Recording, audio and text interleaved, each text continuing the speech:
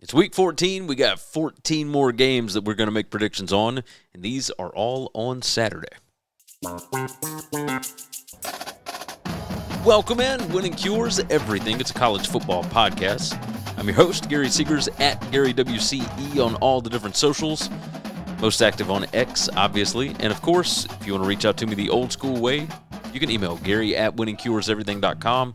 Of course, all of these stat spreadsheets that you're about to see are over at buymeacoffee.com/winningcures. It's $5 a month, $50 for the year, and you would be supporting moi. You'd help out the show tremendously if you do that financially, and if you just want to help the show, you can, of course, subscribe. We're trying to grow that subscriber base. The number certainly looks good to advertisers, etc., so we would appreciate that as well. We're not going to take too long today. We're not going to do a Wednesday show. Only going to have Monday and Tuesday, and then, of course, Three Dog Thursday will be here on Thanksgiving with TJ and Jason. So if you want to be here for that one, sign up. Check it out. You'll be right here on Thursday. With that said, let's not waste time. Let's get to it.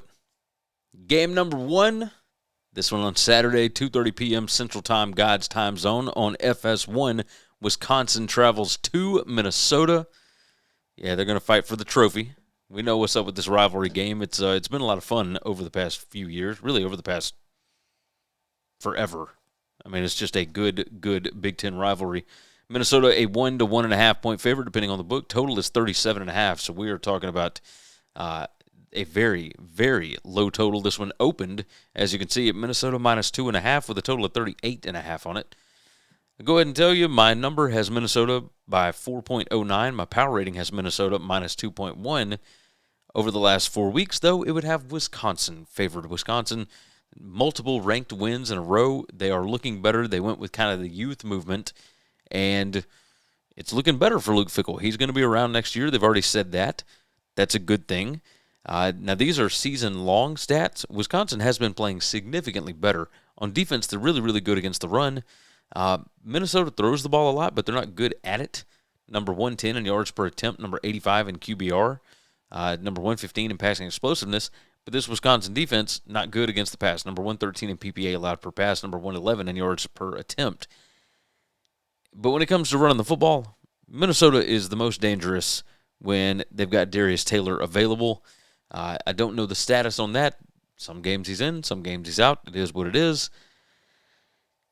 But Wisconsin is really good against the run. Number 21 in yards allowed per rush, number 24 in rushing explosiveness allowed, number 49 in offensive line yards allowed, number 30 in stuff rate. They are a really good running defense. Even though they're number 119 in rushing success allowed, all of the other metrics tend to go their way. Wisconsin, number 1 in the country in current strength of schedule. I mean, it's brutal what they've had to go through. They are 4-7, and the way that this season started, would have never imagined them getting to 4 wins. Never would have, and they've got a chance at a 5th here because it's not like they're outmanned in this game. They're actually more talented overall than Minnesota is. Kind of surprising. Wisconsin 3-1 against the spread on the road this year, plus 4.9. Minnesota 2-3-1 against the spread at home this year, plus 7. Now, they were much better at home against the number last year. This year, not so much. It's just been kind of even, kind of whatever. Now, the plus 7 certainly looks nice, but Wisconsin ain't scared of going on the road. They are used to this. As far as who can finish drives, Wisconsin's offense number 135 in points per scoring opportunity, so they have to get it done elsewhere. They're not great at generating turnovers, giveaways, all that. It's just that they've been so much better lately, right? Minnesota, this has not been a grand year by any stretch of the imagination, but it does feel like P.J. Fleck tends to get his guys up for these games. Wisconsin, though, is on a roll. Like, there's not a number here that I can tell you other than the fact that both of these are inside the top 4 in penalties per game. That's about the only metric that they're both pretty good at because Minnesota's defense has not been good. Minnesota's offense overall, down-to-down basis, not been good. Minnesota is number 57 in points per scoring opportunity. Wisconsin's defense is number 28, though. But Minnesota is number 111 in scoring opportunities per game. They don't get down there much. They don't get a first down inside the opponent 40 very often. I'm going to go with Wisconsin here because they have just been significantly better. They made quarterback changes. They went with younger players. They seem like they're having fun, and this team looks bought in. Minnesota, last week, you've got a big lead on Northwestern, and then the Wildcats find a way to come back and win the ball game. Maybe it changes because you're at home, but they haven't played a whole lot better at home this year. So I will take Wisconsin. Plus, the best number I can get is 1.5, but I think Wisconsin wins the game outright. So give me the Badgers plus the 1.5. Game number 2. Oh, yes, 3:30 p.m. Central Time on ESPN2. Florida State goes to Florida. Right now, Florida State a 1.5-point favorite at some books. Florida is a 1.5-point favorite at some books. I mean, this thing is all over the place. 50.5 to 51.5, depending on the book. That's come down from the 52.5 that it opened. It opened as Florida a 2.5-point favorite. This thing is just all over the place. How you could wager on Florida State on the road, I have no idea. They're 0-4 against the spread thus far this season, minus 17.1. Since last season, they are 0-7 and 1. 0-7-1 against the spread on the road, minus 14.6. Now, Florida has not played that much better at home. 2-3 against the spread at home, minus 4.6. But that is a tidge better than what Florida State has done thus far. Florida State, in 10 of the 11 games that they have played thus far this season, they have outgained their opponent by more than 40 yards. And they just keep losing games. I mean, make it make sense. They are number 104 in giveaways per game.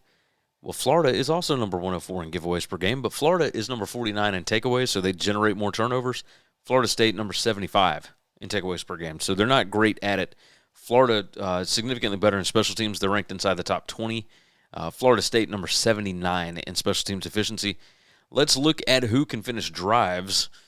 Florida State, number 93 in points per scoring opportunity, which is insane because they're number 12 in PPA per drive. They are number 21 in offensive success rate. But make it make sense. I don't understand it. I don't get it. They're number 93 at defending or at points allowed per scoring opportunity. Florida is number 72, so Florida's not great at that. Florida State on offense, number 42 in points per scoring opportunity, number 60 in points per scoring opportunity for Florida's defense. And overall on the season, on a down-to-down basis, Florida State has been way better than Florida. They are 5-6. Florida State needs this one to get to a bowl game. And if you're Mike Norvell, you need a bowl game like humans need air. I mean, it's just you need that so badly. There's going to be staff changes. There's going to be all kinds of stuff. Mike Alford, the AD there, said that he's coming back next year. But is that just a one-year thing, or is it because, and I imagine it's just because they don't have that kind of money to fire the coaching staff and whatnot, so we'll see what ends up happening. But, man, you need to be taking advantage of the fact that Florida is down before they go and get a new coach. Because you're about to spring a whole lot of hope into that Gainesville program. And Tallahassee don't need that right now. They got to figure out a way to sell this program to recruits. And they've not been good at it. Anyway, Florida's defense, number 81 in PPA allowed per pass. They are number 63 in PPA allowed per rush. So maybe they'll be able to do something here. Like, they certainly match up, player to player with Florida State. The issue is, do they care at all? I mean, they just got demolished by Tennessee. They got demolished by Kentucky. But they were in games with Georgia and Ole Miss. So, again, are they up for this game or are they not? This is your last chance to go out and do something. Do they play hard? Do they not? And it's kind of the same thing with Florida State. Can you coach bad decisions out of them? I don't know that you can. And I think that Florida has shown more quit to me than Florida State. right? Florida State just hurts themselves over and over and over again. Florida, there just wasn't a whole lot there. And I know that people don't like using the word quit. I understand that. But, man, my projected stat spread has Florida State by 4.84. My power rating has Florida State by 1. My last 4 weeks, even with the blowout losses and whatnot, has Florida minus 16.87. That is wild to me. Absolutely wild. And I don't agree with it. I'm going to go with the projected stat spread. I think Florida State's going to win this game. I think they're going to make a bowl game, and then we'll let the chips fall where they may. I think this Florida State team is better than Florida at this current point. I think Florida, this season is wrapped up. We're done. So, best number I can get out there, Florida State plus 1.5, and I think they win the game outright. Game number 3, Missouri heads to Arkansas, 3 p.m. Central Time, God's time zone, on the SEC Network, of course. And Missouri right now a 2.5-point road favorite, total of 58.5. My stats projected spread has Missouri by 3.75. My power rating has Missouri minus 1.6. My last 4 weeks has Missouri by almost a touchdown. Let's start with Arkansas' side of the ball. When they've got the football, they're number 13 in PPA per drive. They are really good at throwing the football. Their problem is, of course, interceptions. Well, Missouri does not generate a ton of interceptions, so they should be fine. They're number 128 in fumbles lost per rush, and Missouri is number 88 in fumbles gained per rushing attempt defended. So you don't have too much to worry about because Missouri doesn't exactly generate a ton of turnovers here. But Missouri's defense is still really good. They are number 5 in Havoc. Arkansas's offense is number 87 in Havoc allowed. Missouri number 34 in offensive line yards allowed. They are number 22 in rushing yards, or yards allowed per rush. Missouri's defense should be able to hold up here somewhat, but Arkansas has scored on everybody other than Notre Dame, and some of that had to do with turnovers, etc. But still, this Arkansas team is explosive. They are going to put up points, period. It's the defense that is so bad for Arkansas. Just overall, they are number 125 in defensive success rate allowed, number 128 in defense PPA, predicted points added allowed per drive. Missouri, overall, just a significantly better football team when it comes right down to it. I mean, number 30 in 5 factors rank. Arkansas is number 78. I am curious. Missouri is number 18 in overall talent rank. Arkansas is number 29. Arkansas number 11 in special teams efficiency. Missouri number 115. So that is something that could certainly come back to haunt them. Missouri number 37 in penalties per game. Arkansas 102. I think Missouri is going to be able to move the football on Arkansas. That should not be a problem at all. But even still, I think Arkansas is going to put up points, even on this Missouri defense. There's a world of difference from defending Oklahoma to defending Arkansas. Now, Missouri's defense was able to hold Vanderbilt at bay. They were able to hold Alabama at bay for most of that game. Missouri's done some pretty good things. But, I mean, with this thing being 2.5, Arkansas has found a way to lose all the games by very tiny margins. If all I got to do is take Missouri minus 2.5, feel like that's kind of cheating. So the line kind of screams at me because Bobby Petrino has not gotten a win yet. You know he and those players want a win. They're at home. I still can't do it. I can't trust them. I feel like they're going to turn the ball over. Even though Missouri doesn't generate turnovers, I still think they're going to find a way for Arkansas to give them the football at some point. And I like Missouri's defensive line a lot. So I feel like, now they've got Bo Pribula back again. I think they're going to be ready for this one. I think they can win by at least a field goal, but probably more. So I will take Missouri minus the 2.5 on the road. Game number 4, 6:30 p.m. Central Time, God's time zone on ABC. the Iron Bowl. Alabama going to Jordan-Hare. And good gracious, Auburn, they are currently a 5.5-point home dog to the Tide. 47.5 is our total. So the total has come down from 48.5. The opening spread was 4.5. Went down to 3.5 for a little bit on Sunday. Came back up. It's now sitting at 5.5 and has sat there for hours on end at this point. And you could not put bigger stakes on a football game. Auburn needs this to go to a bowl game. And Alabama needs this one to go to the playoff, the SEC championship game, all kinds of things. If Alabama loses this, you're out of the playoff, you're out of the SEC title game. Kalen DeBoer has another 9-win season. Does he end up leaving for another job? Because there's some chatter about him maybe wanting to go to Penn State. And it's not like we haven't seen this before. Dennis Franchione did the same thing, had a great second year in 2001 at Alabama. Now, the circumstances were significantly different, but 2002. He had a great season and then left to go to Texas A&M.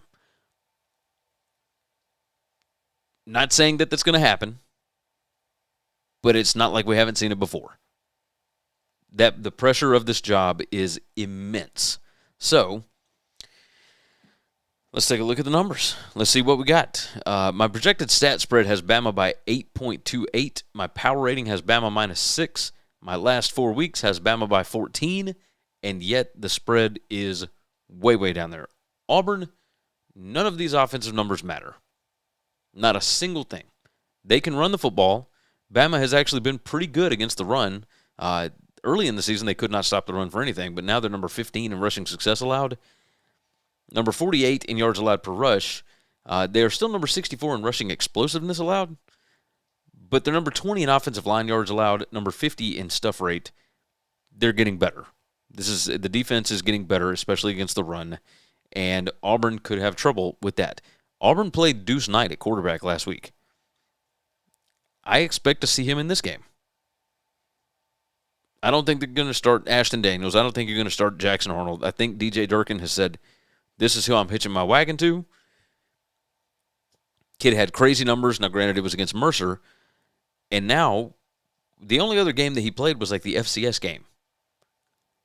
So, Deuce Knight hasn't seen players like he'll see with Alabama. He hasn't seen pressures like what Pierre and that bunch are going to bring in this game. So I'm curious about it. One thing that you do have to worry about is Havoc allowed. Auburn number 95. That offensive line still can't pass block. And Bama's number 22 in Havoc created. Something to pay attention to.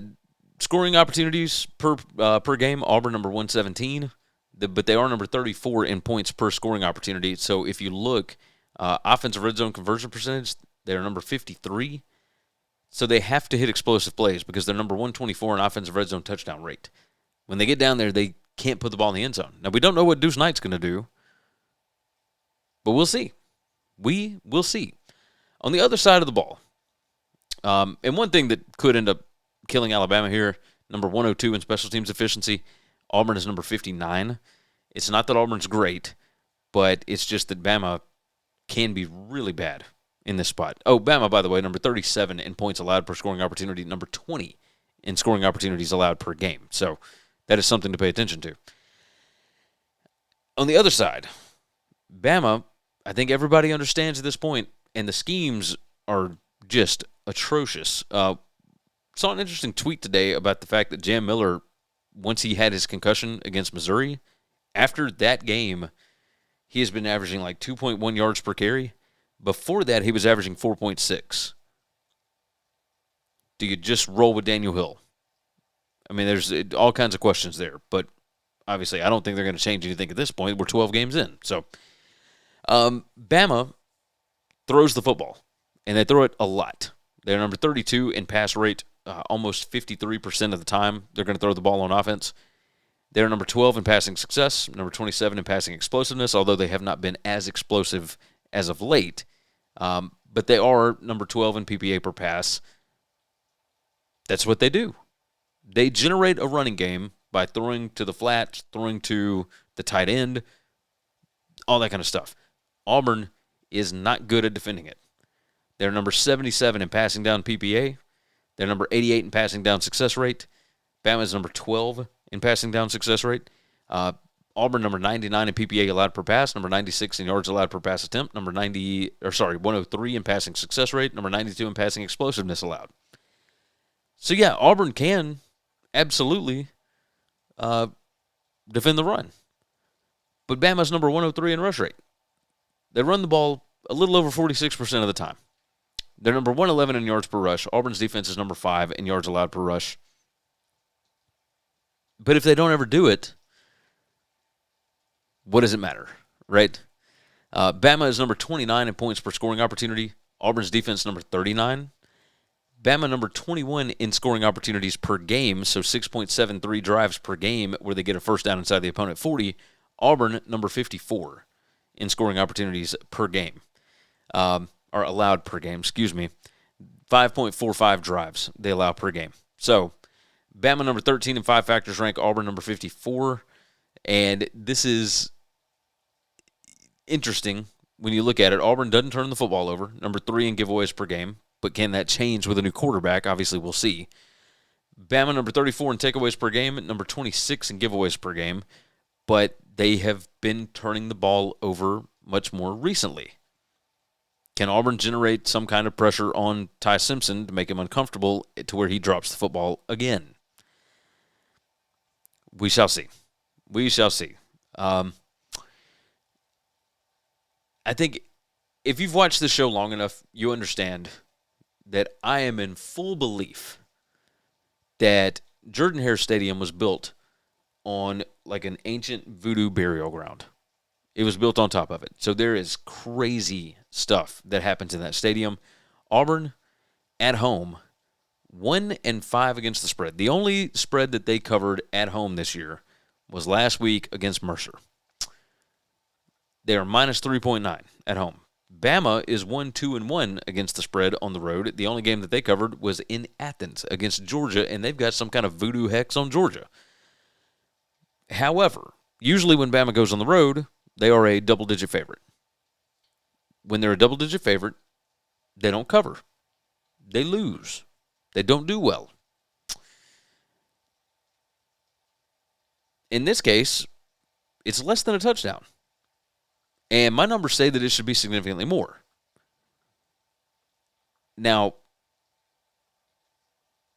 if Alabama lets the pressure of the situation get to them, then absolutely, they will fold like a cheap folding chair. I mean, it's going to be ridiculous. However, you come out and play the way that they know how to play, that they have done for most of the season. They've got the better players. They've got the more experienced quarterback. They've got a defense that can get after a freshman quarterback, even at home. You should be able to make something happen here. I think 5.5, I'm going to say it's too little. I'm going to go with Bama to cover. I do not feel great about it. I will go ahead and tell you that because I still believe in This is the first time in 20 years that Alabama has a different coach than Nick Saban on the sideline in Jordan-Hare Stadium. 2005, it was Alabama at Auburn when Mike Shula was the coach. And that did not go well. So, yeah, before Saban, very, very little success in Jordan-Hare, and even with Shula, or even with Saban, still not a lot of success. And yet, Kalen DeBoer seems to know how to win these kinds of games. He always has. I got to trust the coaching staff here. Give me Bama minus 5.5. Game number 5, and Northwestern is headed to Champaign to take on the Fighting Illini of Illinois. This one's 6:30 p.m. Central Time on Fox. And Illinois is 6.5 to 7-point favorite, total of 47.5 on this one. Good gracious. Illinois did not look good against Wisconsin last week. Not in the slightest. And yet, when they play at home, 5-1 against the spread, plus 4.6. They are 9-3-1 against the spread over the last 2 seasons at home. Northwestern, 3-5-1 against the spread on the road in the last 2 seasons. 1-2-1 this year. So not great. You've got an Illinois team that seems to play significantly better at home. Let's dive into the numbers. My projected stat spread has Illinois by 5.8. It's almost 6 points. Power rating has Illinois by 5. If you just take the stats from the last 4 weeks, it would have Northwestern favored by almost a touchdown. Very, very interesting. Both of these teams already bowl eligible, so you don't have to worry about making a bowl game here. That's certainly a good thing. But when you dive into it, we'll start with Illinois on offense. They can't run the football, which is good for Northwestern because Northwestern can't defend the run. Northwestern number 125 in rushing success allowed. Illinois is number 40 in rushing success rate, but they're number 100 in yards per rush, number 97 in PPA per rush, number 109 in stuff rate allowed, number 72 in offensive line yards. I mean, it's just how we get to a 40% or a 46.33% rushing success rate. I have no idea because they're just not good at it. It's pretty wild. But throwing the football is a different matter. Illinois number 19 in PPA per pass. Northwestern's defense, number 70 in PPA allowed per pass. Northwestern's defense, this is not what you were used to seeing out of Pat Fitzgerald. This defense is at best. Northwestern, by the way, second slowest pace in the entire country, number 135. Just wild. They run they run 1.97 plays every minute. So they are using that clock, just doing what they can. So the Northwestern defense, I don't necessarily believe in them, but they find ways to get it done. Both teams, by the way, top 25 in special teams efficiency. Okay.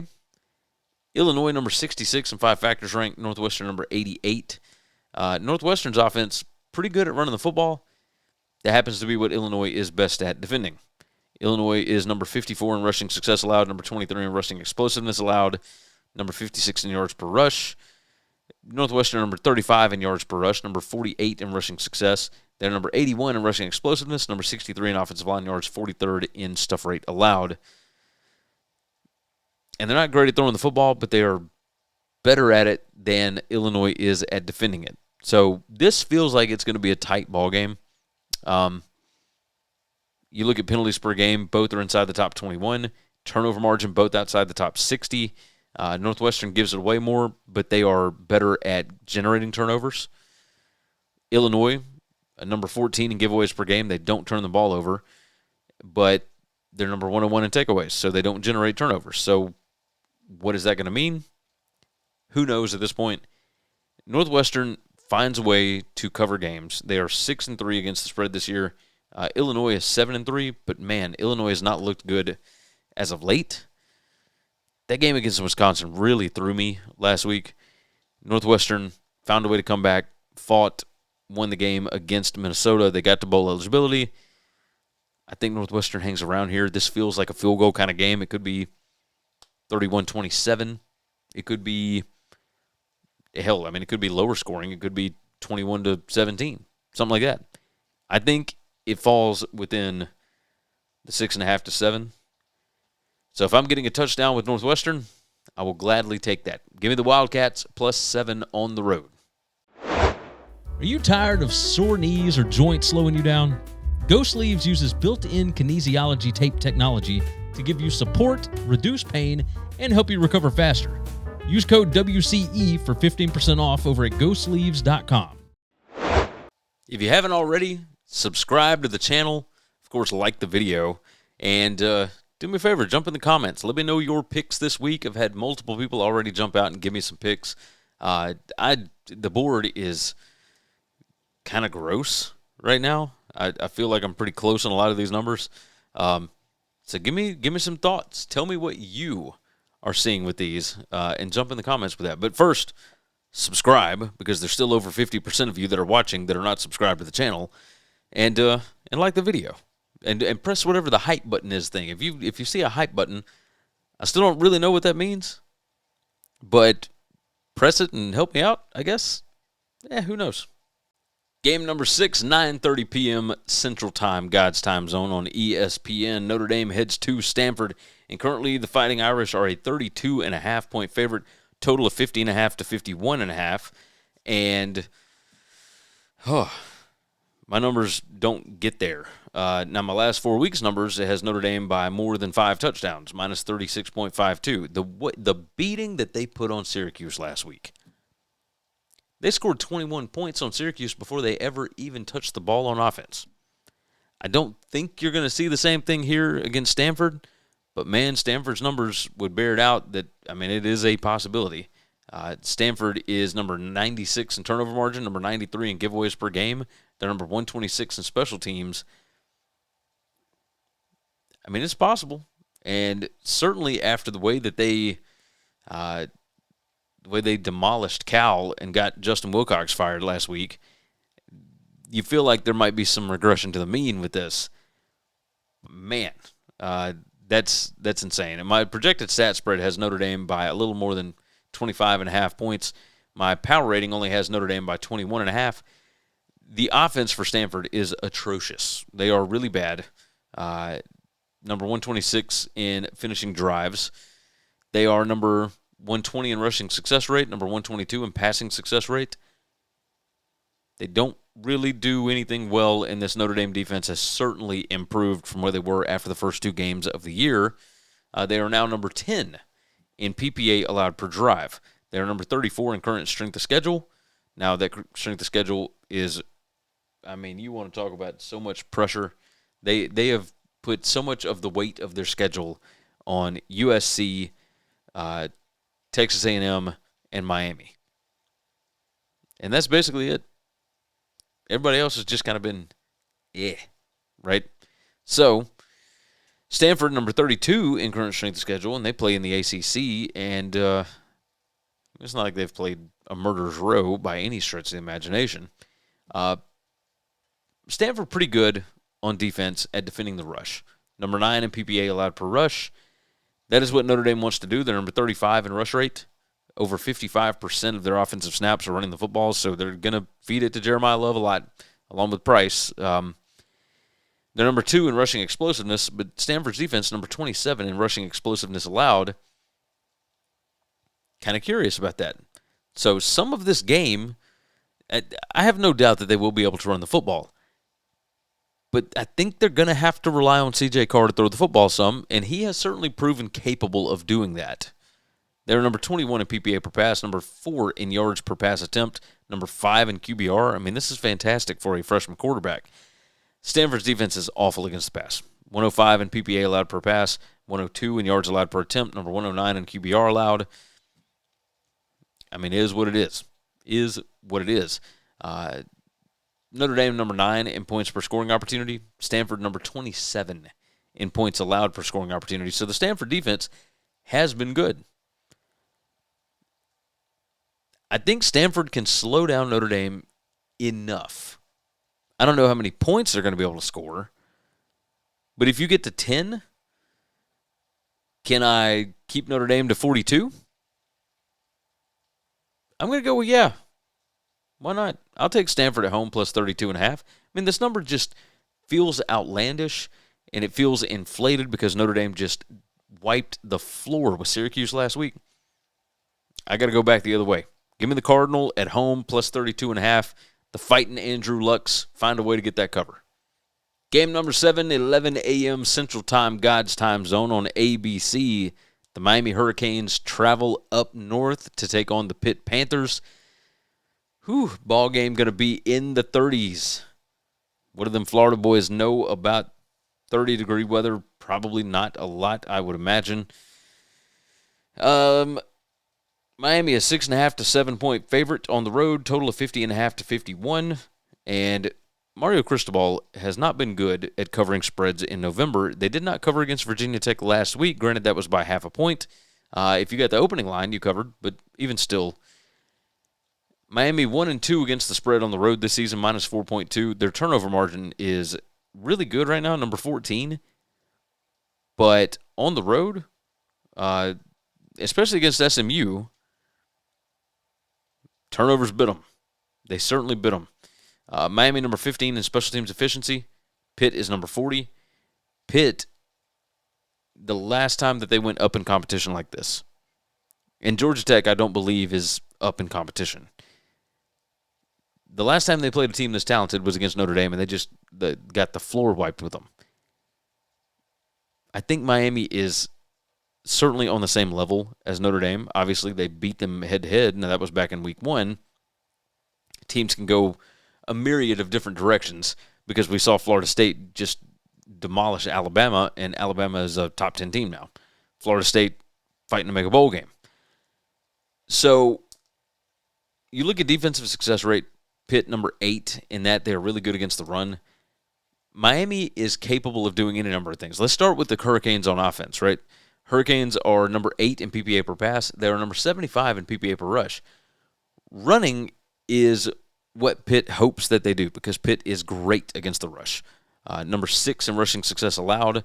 They're number 6 in yards allowed per rush, number 10 in PPA per rush, number 3 in offensive line yards allowed, number 6 in stuff rate allowed.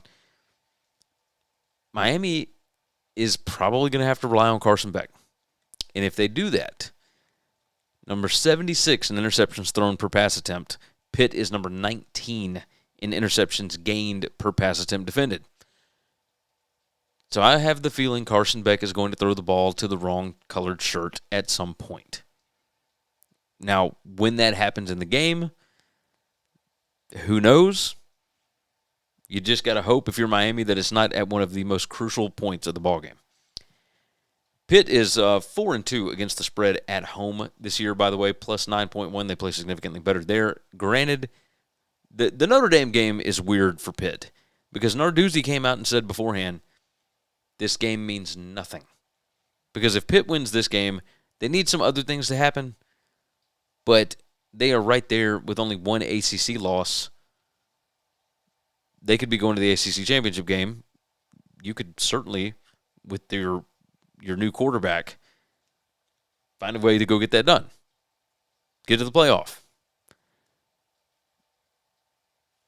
Pitt defense is not as good against the pass as they are against the run, but they're still pretty good. Number 24 in passing success allowed. Number 12 in Havoc. Miami's offense is number 8. I think Miami has an advantage on the lines of scrimmage, certainly. But can Carson Beck play mistake-free football? I don't know that that's possible.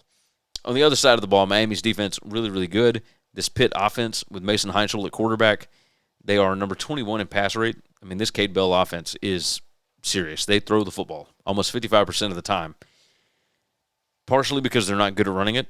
Number 109 in yards per rush, number 114 in rush rate, so less than 44% of the time. Number 88 in rushing success, number 79 in rushing explosiveness, number 99 in offensive line yards, blah, blah, blah. Miami's defense will crush them if they try and run the ball a whole lot. But can they pass it? Number 41 in PPA per pass, Miami's defense number 34. Number 46 in QBR, Miami's defense number 19. Passing explosiveness, number 38, Miami's defense number 22. So, Corey Heatherman, who came in from Minnesota, I think that he can do some things with this Miami defense, and they will be able to play a tighter game against Pitt's offense. My projected stat spread has Miami minus 7.24. My power rating has Miami minus 6.4. My last 4 weeks has Pitt favored by 1.65. There is a 7 on the board. I don't trust Cristobal, especially in November on the road when it's cold. Second straight back-to-back road game. Second straight road game. So back-to-back road games for the Hurricanes. And there is a lot of pressure here.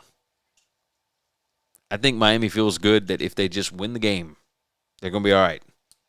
I will take Pitt to cover. Pitt plus 7.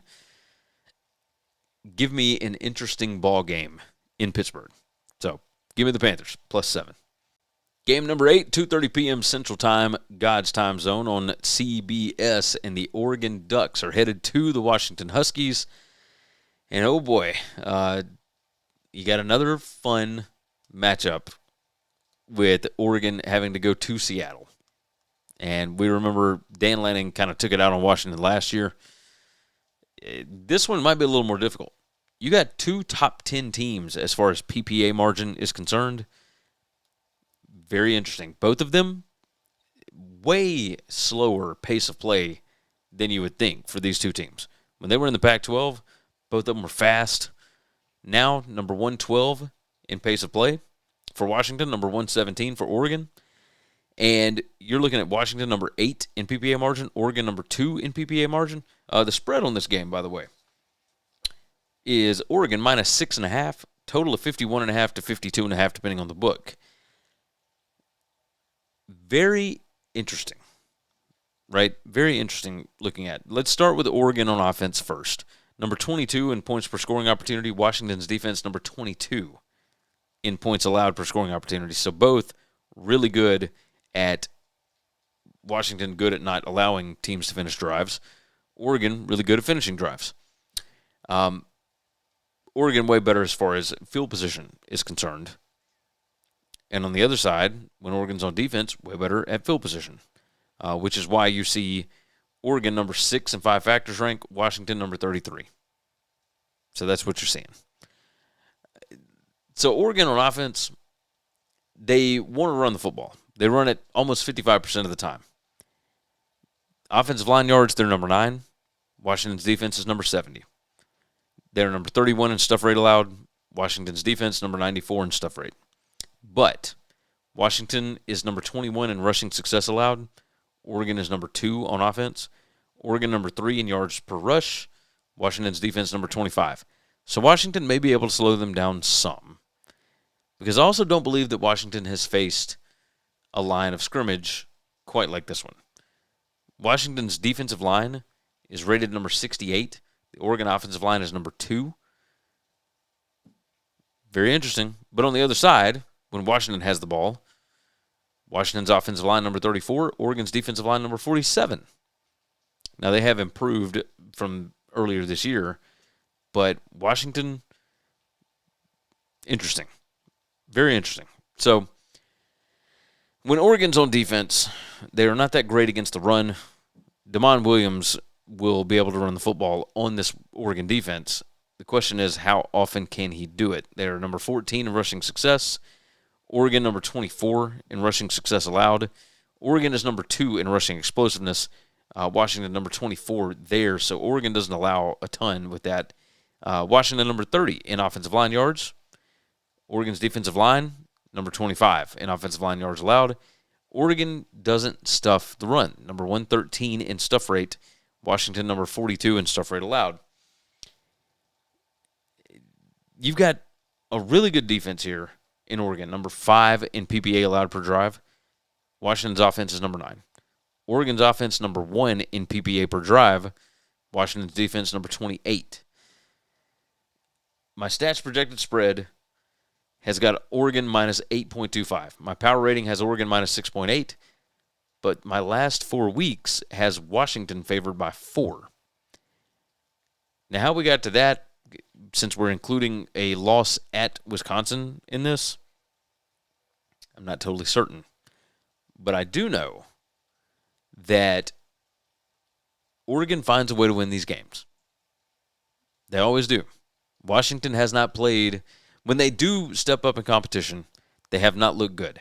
And I think that Oregon is closer to Ohio State than maybe back to somebody that Washington was able to kind of play with, right? Let's look at against the spread. Washington 4-2 against the spread at home, plus 10.8. Oregon 2-2 against the spread on the road, plus 7.5. So I don't think that Seattle is necessarily going to mess with them too much. I like the Ducks. I know they're coming off the big win over USC. Dan Lanning does not let them get complacent. And I trust Lanning more so than I trust Jed Fish. I think Jed Fish could be headed to Florida. Don't know that totally. But if Lane ain't going to Florida, who's the next call you make? For me, it'd probably be Jed Fish. Anyway, I will take Oregon to cover. This thing is less than a touchdown. Give me the Ducks, minus 6.5. Game number 9, 7 p.m. Central Time, God's time zone on ESPN2. SMU goes to Cal. SMU right now a 13.5-point favorite. That is up from the 10.5 that it opened on Sunday. 52.5 to 53.5, so the total is going up a little bit. And typically in a spot like this, I would take Justin Wilcox and the points because Justin Wilcox was a beast at covering double-digit spreads as an underdog. And yet, here we are, no Justin Wilcox. They still got JKS, I suppose. Not that it's done them a whole lot of good because they can't run the football. Nick Rolovich is going to be the acting head coach. What does that mean? We'll see. This Cal job looks like it's going to be Tosh Lapoise, who is Oregon's defensive coordinator. I mean, obviously, it's still early in that. And they'll figure out what they're going to do, but I don't think they necessarily had a plan in place for firing Wilcox. Either way, the offense has been atrocious. Number 115 in PPA per drive, and I know the JKS is awesome, right? It's not that he's played awesome, it's just you can see the potential is there for him to develop into something fantastic, right? I mean, he can be really, really good, and he has made some absolute dime throws this year. The issue is you got to be consistent with it. And they are certainly trying. I mean, they're throwing the ball over 60% of the time. They're number 65 in passing success rate, number 35 in passing explosiveness. SMU is number 83 in explosiveness allowed. SMU's defense, number 36 in PPA allowed per pass, number 61 in yards per attempt, number 46 in QBR. Well, Cal is 100, number 88, and number 89 in those metrics. SMU, their bread and butter is made by defending the run. They got a good defensive line. But Cal runs the ball less than 40% of the time. I don't think they're going to have to worry about the run much here. So SMU is going to have to sell out to stop the pass. And they are pretty good at getting interceptions. And that is not a good thing for Cal. Cal is number 81 in giveaways per game. SMU number 1 in takeaways per game. They are number 17 in interceptions gained per pass attempt defended. Cal is not awful at throwing interceptions, but my gosh, they throw the most back-breaking, horrible interceptions you've ever seen. They also fumble the ball a lot when they're on offense. Number 102 in fumbles lost per rush. SMU is number 5 in fumbles gained per rush defended. So I don't know that Cal is going to have a whole lot of success trying to score on this SMU team. When SMU has the ball, they're not great at running the football, which is the weakness of the Cal defense. And if they're trying to throw it, well, Cal is pretty good at defending that. But Justin Wilcox typically is the mastermind behind that defense. And as you see, I mean, the DC role was vacant. So now you got to come up with who the DC is going to be and who's going to call the defense. And I don't know who that's going to be. So SMU can't run the football, but they can throw it. Cal had been pretty good at defending the pass. They're number 20 in pass success allowed, number 22 in PPA allowed per pass, number 25 in QBR allowed. Okay, number 57 in passing explosiveness. I still think SMU is going to score some. I just don't know how much. And there's a part of me that thinks that Cal, firing the coach right before the last game of the season, especially when it was unexpected like this. To be fair, Cal is 6-5. They're going to a bowl game. They're 1-4 against the spread at home, by the way. They don't cover at home for whatever reason. SMU 2-3 against the spread on the road. But it felt like it was very reactionary to just getting demolished by Stanford, even though Cal had the better success rate and whatnot. It was turnovers that killed them. Turnovers they got returned for touchdowns. I mean, it was a whole thing. Block, punt, all that kind of stuff. Which also leads to special teams efficiency. SMU, number 95 in special teams efficiency. Cal is number 72. So not as much of an advantage for SMU here. And yet I still think that Cal is the team that could just fold up shop. So I'm gonna bank on that, I guess. I'm not going to bet this game. This thing opened at 10.5. It's out to 13.5 now. My projected stat spread has SMU minus 13.54. My power rating has SMU minus 10.5. My last 4 weeks, though, has SMU minus 27.41. I think SMU knows we get this win, we're going to the ACC title game. We win that, we're going to the playoff again. They got a talented roster. They got dudes that find a way to get it done at the most important times. I'll take SMU.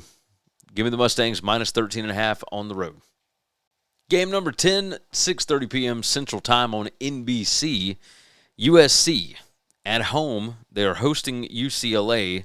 Coming off of, USC coming off of a loss to Oregon that knocked them out of the playoff and all that kind of mess. USC favored by 21.5 to 22.5.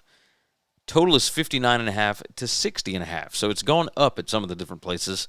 This thing opened at 19.5. It's all the way out to, at some books, 22.5. Not all that surprising. USC has been playing better as of late, and UCLA, this is just a corpse of a football team. Just has not looked good really at all. They are 2-3 against the spread on the road this year. USC 4-2 against the spread at home, plus 8.1. So USC much better at home. Looking at 5 factors ranked, USC number 39, UCLA number 130. There was that blip in the middle of the year where it looked like UCLA had things back on track.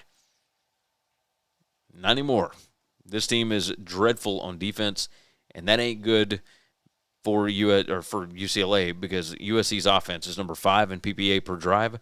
UCLA's defense number 131 in PPA allowed per drive. USC is going to be able to do whatever they want to here. It's just insane to look at. USC number 11 in QBR, UCLA number 111. USC number 4 in PPA per pass, UCLA number 106. When you're trying to run the ball, number 19 in PPA per rush for USC, number 132 for UCLA's defense. Number 15 in yards per rush, UCLA's defense number 128. Rushing success, USC is top 30, UCLA next to last. Just anything they want to do, USC is going to be able to do it. It's kind of a name your score kind of situation. Now, the USC defense, not great. And they're not good against the run. Number 129 in rushing success allowed. UCLA is number 63 in rushing success rate. USC is number 111 in rushing explosiveness allowed. UCLA is number 40. USC is number 126 in offensive line yards allowed. UCLA is number 62. So there is a way for UCLA to hold on to the football for a little while. The issue that they run into. So USC on offense, number 7 in points per scoring opportunity. That's how many points do you score on average when you get a first down inside the opponent 40. UCLA is number 135. UCLA gives up a ton of points. On the other side, UCLA, number 121 in points per scoring opportunity. USC's defense is number 55. So I don't believe that UCLA is going to be able to put up a ton of points here. It's when you're looking at just overall offensive points per game, UCLA is number 123, 18.9 points per game. Their defense is number 124, 33.6, or 33.8, excuse me. USC is number 13 in offensive points per game at 37.2. Their defense is number 60, 23.50. I'm not getting there. I'm not seeing. I don't think UCLA can hang around in this game. I think UCLA wrote this season off a while ago. And USC, losing last week stung, but they also understand that they're trying to build something there. And you're going to have kids that are still pushing for that 9th win because then in the bowl game you can get to 10 wins. I think USC names their score. My projected stat spread, again, USC by 24. Last 4 weeks is at USC by 26. If this thing's under 24, give me the Trojans. I'll take USC. Best number I can get right now is minus 21.5. Stop guessing and start winning. Stochastic provides advanced data and strategies for DFS players and bettors, built by pros who know how to find edges. Click the link in the description and sign up today. Why struggle doing everything yourself? On Fiverr, you can hire professionals for just about anything. Marketing, editing, design, and more. Save time, get it done right. Click the link in the description to get started. Another reminder, support the show. Go check out buymeacoffee.com/winningcures, or the easy URL is bettingcfb.com.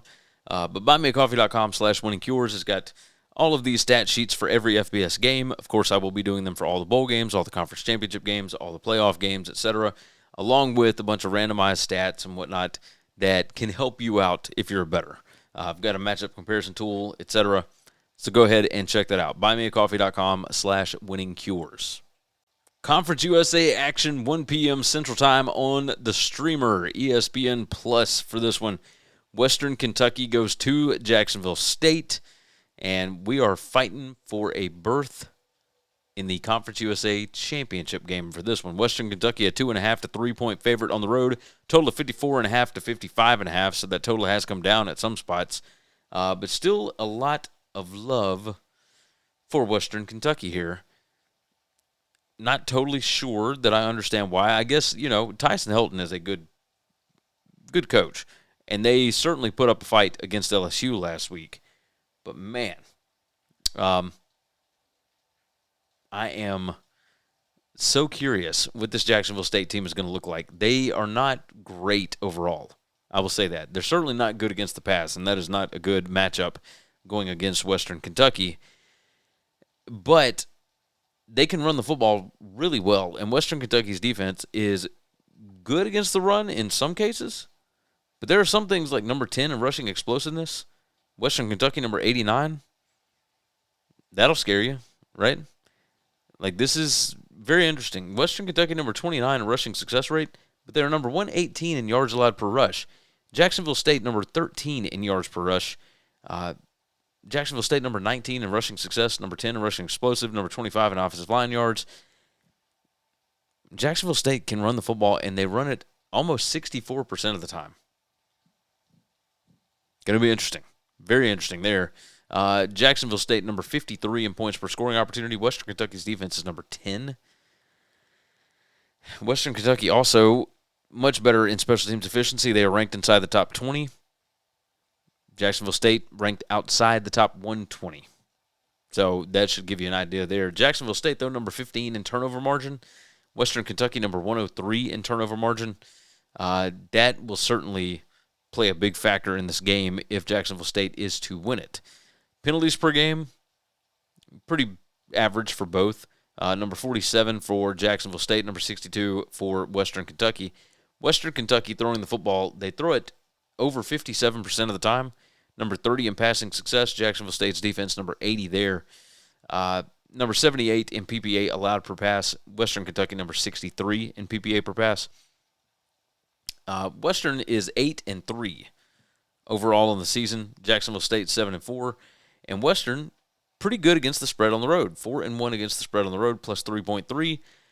But Jacksonville State 3-1 against the spread at home, plus 10.8. So Charles Kelly has done a pretty good job with this team. Clint Trickett, especially running the football, keeping kind of the same Rich Rodriguez thing going on here. They are number 88 in points per scoring opportunity. Jacksonville State in points allowed per scoring opportunity. Western Kentucky number 44, but Jacksonville State doesn't allow you to get down there a whole lot. Number 39 in scoring opportunities allowed per game. Western Kentucky is number 50 there. Is Western the better football team? Overall, yeah, probably. I mean, this is a fun pace matchup, right? Jacksonville State number 97 in pace of play. Western Kentucky number 15. Jacksonville State always finds a way to get it done at home. Way too much love for Western Kentucky in the market right now, especially considering what I'm looking at, which is Western by half a point. And if you got a coin flip in a big-time decision game, Jacksonville State has played well enough to prove to me this year that they are a pretty good football team. Give me the Gamecocks at home. Best number I can get is 3. I will take it. Jacksonville State plus 3 at home. 6 p.m. Central Time on ESPN. Virginia Tech goes to Virginia. And Virginia right now favored by 10 to 10.5, depending on the book. Total of 52.5 on this one. This spread was Virginia minus 11.5. The total was 52.5, and it is still sitting at 52.5. Let's look at some numbers. I've got Virginia by 15.5 based on the last 4 weeks of numbers. Power rating, Virginia minus 11.3. Projected stat spread, I've got Virginia by 2 touchdowns, and yet this Wahoo's team has only beaten Virginia Tech, twice in like a quarter of a century? They never beat Virginia Tech. Now, typically, this Virginia team is way, way worse than this. But even when they were good under Bronco, they couldn't beat Virginia Tech. So, now Virginia Tech's got some life. They did put up a fight against Miami. I don't feel like Miami was ever in doubt of losing that game, per se. But, yeah, it is what it is. So, okay. There's no number that I can give you that would make you want to bet on Virginia Tech here. The defense is really bad, and Virginia's offense is serviceable. Number 53 in PPA per drive on offense. They're really good running the football. I say really good. They're number 27 in PPA per rush. Number 37 in yards per rush. Number 64 in rushing success. But Virginia Tech is outside the top 90 in basically everything other than yards per rush, and they're number 81 there. As far as stopping the pass, if Chandler Morris gets that thing going, Tech is outside the top 110 in every category in defensive passing.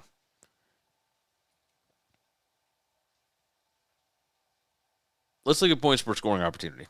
I think that's the biggest thing. Can you finish drives or not? Virginia number 71 in points per scoring opportunity. Virginia Tech number 129. Virginia number 14 in scoring opportunities per game. So that's when you get a first down inside the opponent 40. Virginia Tech number 97 in scoring opportunities allowed per game. Virginia will be able to do whatever they want to here. Or at least they should, theoretically. On defense, Virginia, surprisingly good this year. I don't understand it. Doesn't make any sense to me. Virginia Tech throws the ball just over 44% of the time. So that also means not a lot.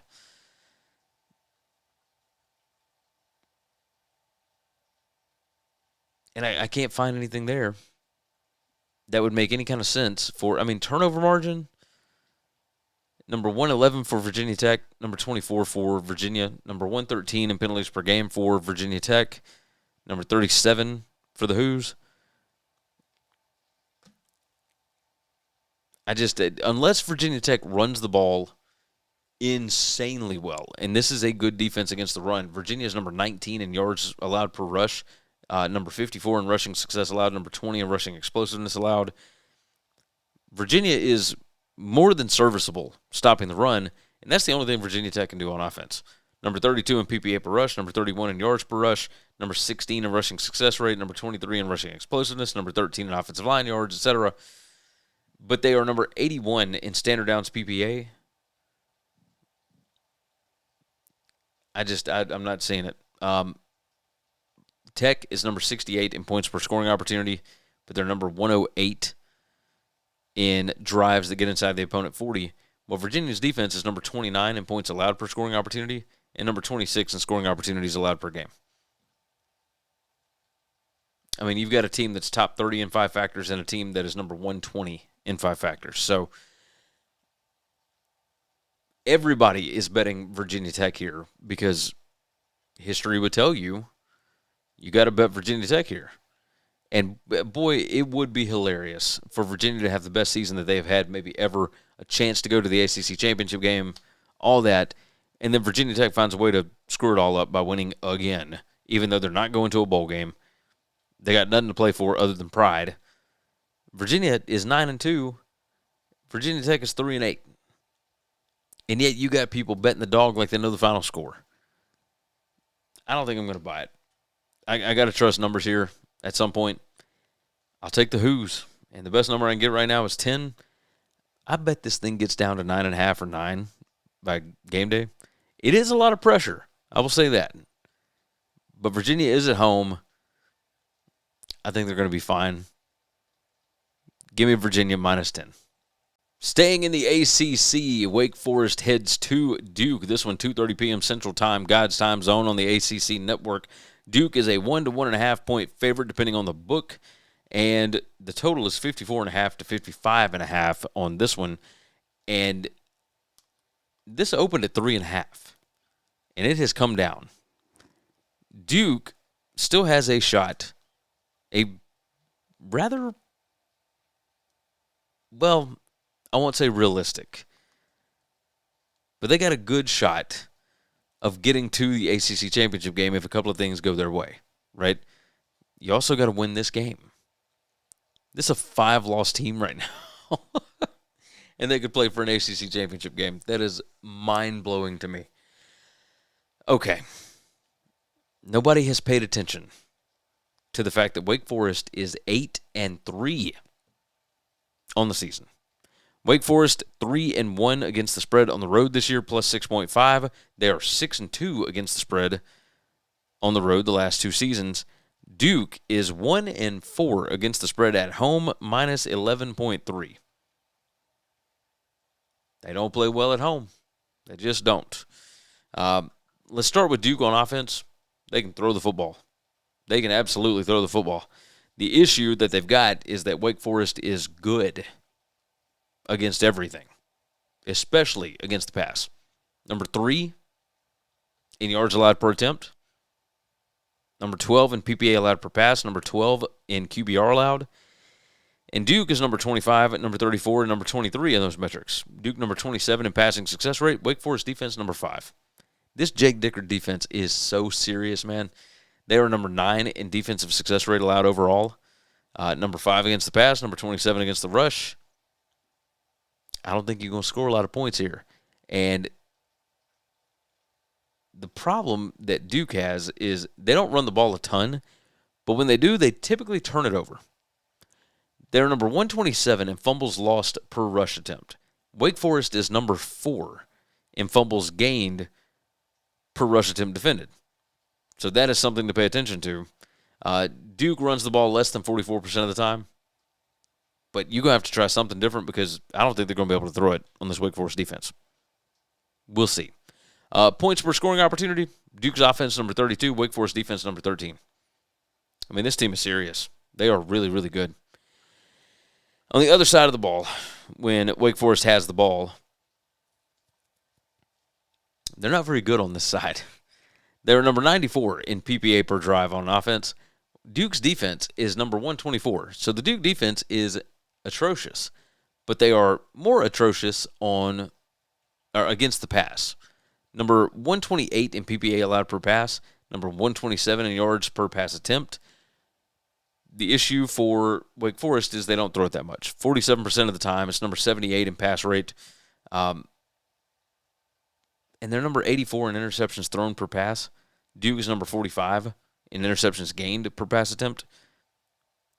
So while Wake Forest isn't good at throwing it, Duke isn't good at defending it, Wake Forest is also not very good at running the football. Number 56 in yards per rush, number 56 in rush rate, number 117 in rushing success, number 78 in rushing explosive. Duke is number 78 in PPA per rush, number 61 in yards allowed per rush, number 68 in rushing success allowed, number 73 in rushing explosiveness. And when you look at the lines of scrimmage, Wake Forest number 116 in offensive line yards, number 100 in stuff rate allowed. Duke is number 23 and number 7 in those. Another one to pay attention to, Duke number 36 in havoc rate. Wake Forest offensive line is number 73 in havoc allowed. So I don't think Wake is going to score a bunch of points, but I also don't think they're going to let Duke score a bunch of points. So the 54.5, that thing's gone up to 55.5. I think, now granted, turnovers certainly have led to some higher scoring games and whatnot. What would my total be? Yeah, 45.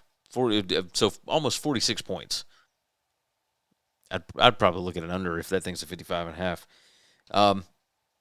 So it was 3.5. It's come down to 1.5 to 1. I've got Duke minus 2.36. My power rating has Duke minus 3. My last 4 weeks has Wake Forest minus 11. If Jake Dicker wins this game, he's got 9 wins. I'm shocked we have not heard his name for other jobs, because I don't think Wake Forest signed him to like some huge deal. I mean, it was kind of like a lifeline. If you want to get out of Washington State, here, come on. Like we got a little bit of money. Wake Forest is just a good, well-coached football team. I think they're going to win the game outright. So the fact that I'm getting any kind of points here, I'll take it. Give me Wake Forest plus 1.5 to win the game and knock Duke out of the ACC contenders field. Last game of the night, and of course we got to go back out to the islands one last time.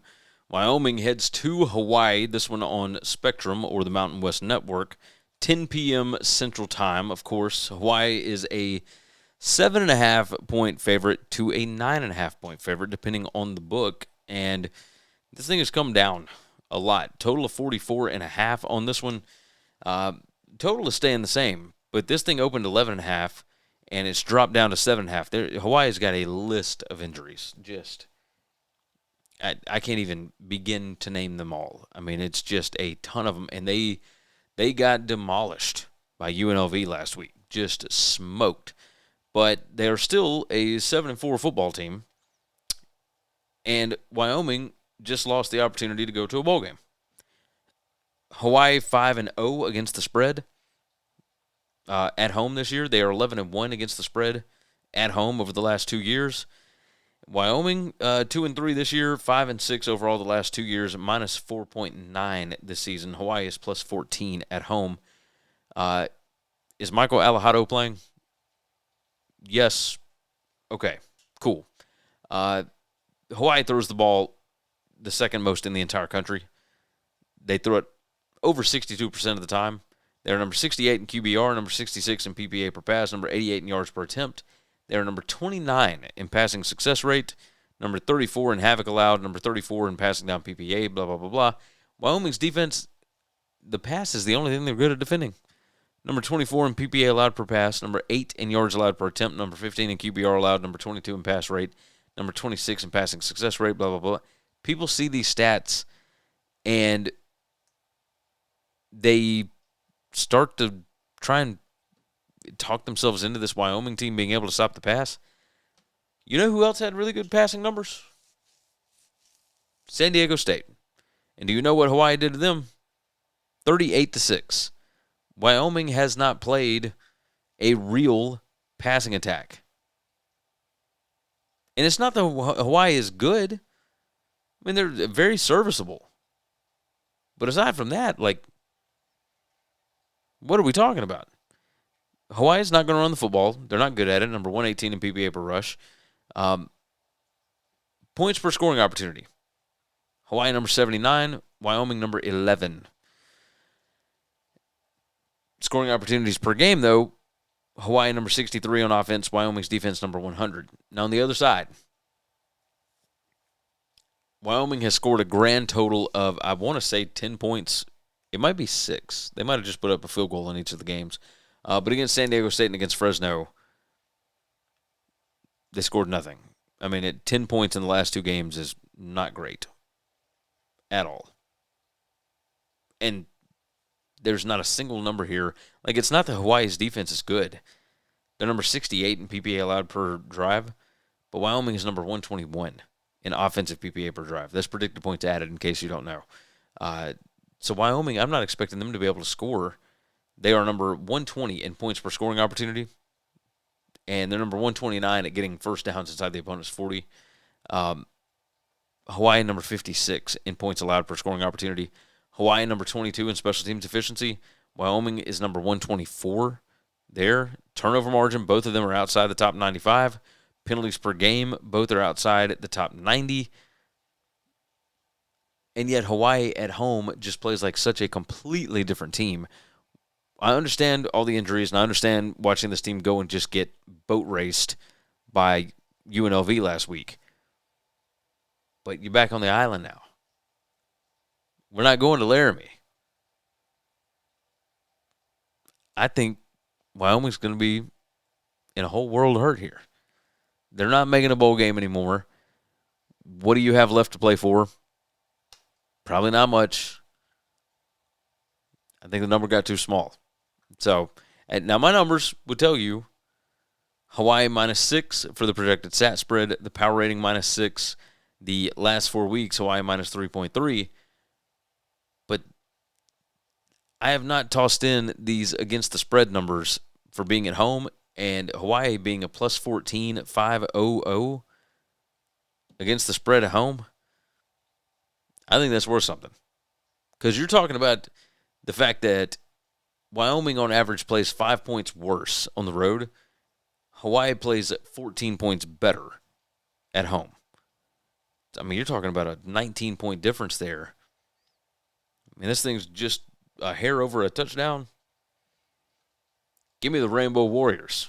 We'll go with the favorites. I'm good with it. Hawaii -7.5 to close out the night. All right, let's recap this sucker right quick. Wisconsin +1.5, Florida State +1.5, Missouri -2.5, Alabama -5.5, Northwestern +7, Stanford +32.5, Pitt +7, Oregon -6.5, SMU -13.5, USC -21.5, Jacksonville State +3, Virginia -10, Wake +1.5, and Hawaii -7.5. I hope you all have wonderful Thanksgivings. Thank you so much for supporting this show through this regular season. We got the championship games coming up next week, but obviously there's only going to be, 9 games to cover next week, so it's going to be interesting. Very different for us on the channel because all we do is talk about the games. Maybe I'll dive into some of this trendy coach gossip crap that everybody else, deals in, right? I'm sure you guys would love for me to talk about Lane Kiffin. We'll know an answer on Saturday. We'll have something to talk about, I imagine. But we'll be that much closer to figuring out who's going to the playoff, who's not. We can start talking about hypothetical matchups. That could be fun. We might do that. You can get all the numbers, by the way, over at buymeacoffee.com/winningcures. It's $5 a month, $50 for the year. And you can also subscribe to the channel. Got a sneeze coming on here to close out the show. What better way to close out a show for me? I mean, allergies have been a big part of my recording career. That's the way it goes. All right, you guys have been absolutely awesome. Thank you again for supporting the show, for subscribing, for liking the video. It doesn't cost you anything to do that. It just helps me out. Press whatever the hype button is. I've heard people talking about that on other shows. I don't know what the hell it is, but if it helps, I would appreciate it. Jump in the comments. Let me know your picks on these games, along with, there's a whole bunch of them that we didn't go over. You can get all the stat sheets for those over at buymeacoffee.com/winningcures. But if you would, toss me what games you like.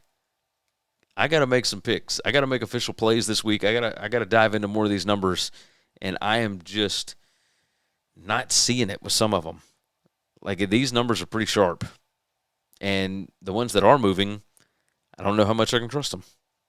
Either way, all right, I'll stop wasting your time. You guys are fantastic. With that said, take care of yourself, take care of each other. God bless college football, and hopefully all of your tickets cash this week. Thanks for listening to Winning Cures Everything. Subscribe, leave a review or comment, follow at GaryWCE on X, and check out the web store,